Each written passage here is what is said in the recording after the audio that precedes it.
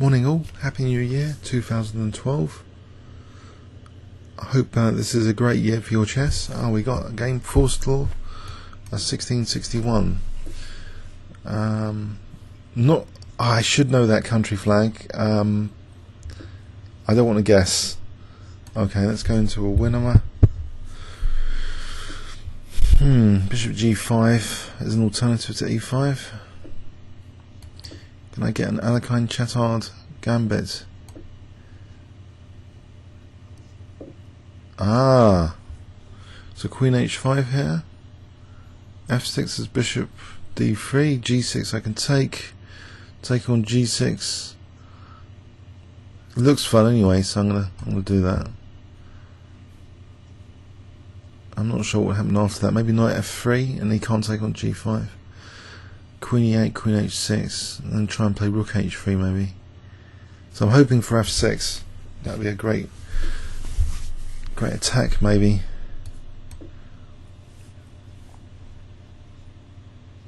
Okay, I'm hoping this will be a good attack. I win my first game in New Year 2012.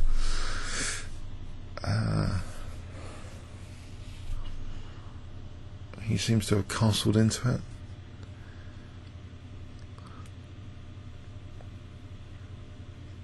H6, I think I just take Bishop H6. Okay, maybe just G4 here. Mind you, there is Queen E8, getting the queens off.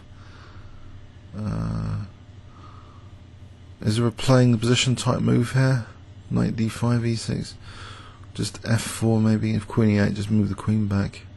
I think I'll just play F4, just reinforce the centre for a moment. Move the queen back if needed. Maybe capturing away is okay here. Or Knight F3. No, I don't think he's going to play C4, so I think I'll capture away because I have reinforced D5 anyway. But I don't want to block in the queen, so maybe Knight E2 is better.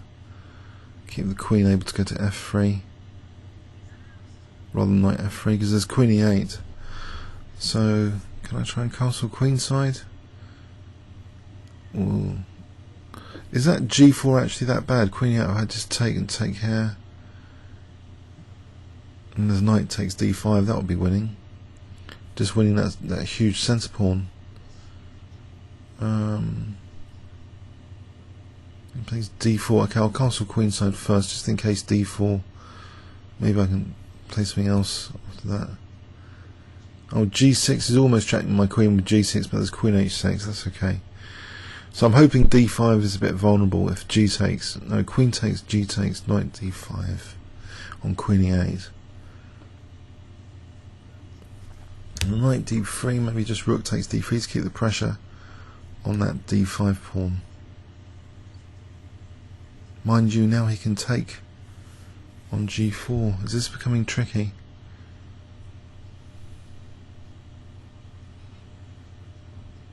Any potential knight sack here on D5 after Rook D1, Knight E5 takes, Queen E8. Nope, I don't think so. So G takes Rook F5, Knight G3, Rook moves back. Okay. Well, I've got a G file now, so I'll just crudely work on the G file.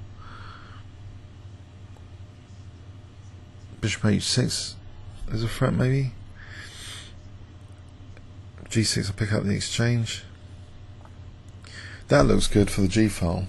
Big concession there surely. Okay, so Knight D5 doesn't work here, I guess, because he's protecting the Rook. Bishop H6, G6. But even so, that still looks good. Knight G3. What about Knight G3 straight off the bat? For Knight H5, I think I'll go for that. Knight G3 for Knight H5, putting some pressure on that G7. This looks like a fun game to start the year. If I can get this G file attack working, and even maybe treble. I might have 1, 2, 3, 4 on G7.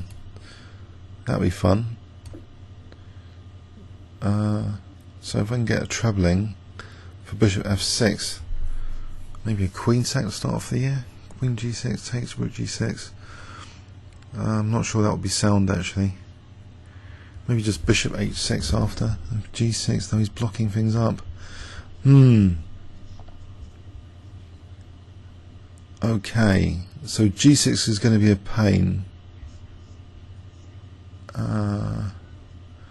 I could travel anyway. Let's have a look at this again. Rook g3, bishop h6. Oh, h-file. Or knight f6. Looks huge. For a huge pawn on f6. Surely there's some severe threats after that. Maybe even g6, attack the rook. Open another line up. g6 or knight f6. g6 takes queen g6. He protects the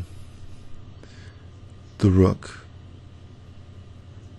Well, there's a threatening move. Knight takes g7. It's queen g8. No, actually, this h-file is dangerous. Surely. Let's have a quick. Let's do a few calculations here. There's also knight d5 and e6. So g6, hg, queen g6. Now in this position, I'm threatening the rook. So let's say queen f8. He protects the rook, Ng7. So in that respect, isn't it better to build up pressure? Or in that position, there's rook h3 anyway. Right, so say g6 he moves rook, then there's g takes h, which looks good. I think I'm going to lose the possibility of knight f6. That's the problem I'm a bit concerned of, fluffing it up here. But let's go for it. It would seem to open up the h-file for rook h3. If I get the chance for rook h3, surely, if taking that, that must be good. But I've said that before in attacking positions and fluffed it up. I'm just hoping this is clear cut, getting the rook in. His rook and knight are out of the game. It's only this knight which is not in the attack. I didn't want him to play g6 anyway, so by playing g6 myself, I'm getting surely more pressure here.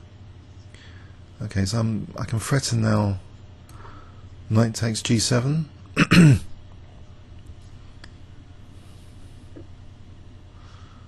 Well, there is even knight f6, because if takes, there's queen g8. Potentially.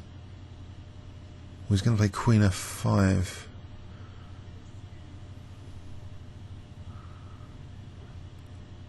Okay, what about rook g3 for knight g7? Rook g3. Queen f5. I take, and then knight takes g7 looks convincing. And also there's the d5 pawn again. If he has to take like that, there's knight d5. So it looks pretty crushing. But is it pretty crushing? Got 4 pieces now on g7.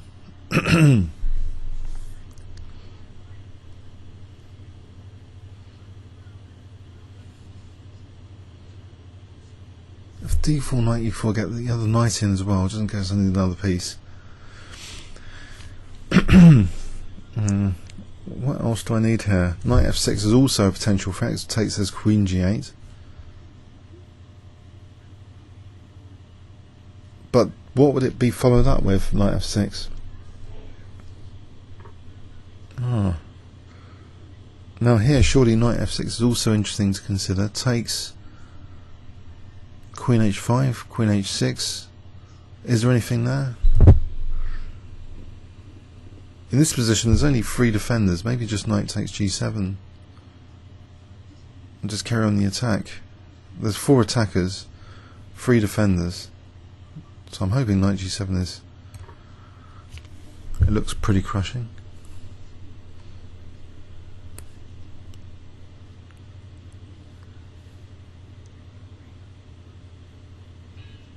Yes, he's resigned. Wow. So that was a good start to the new year. Hope you enjoyed that one. I did. Alekhine-Châtard with a difference, casting king side. So 1 point was about queen e8 after g4. That they weren't that easy, I think, because of the d5 pawn if I'd taken. So getting more force to bear on there. So he didn't play G6, but he let me play G6. Okay. Hope you enjoyed that one. Comments or questions on YouTube. Thanks so much. And Happy New Year. Cheers.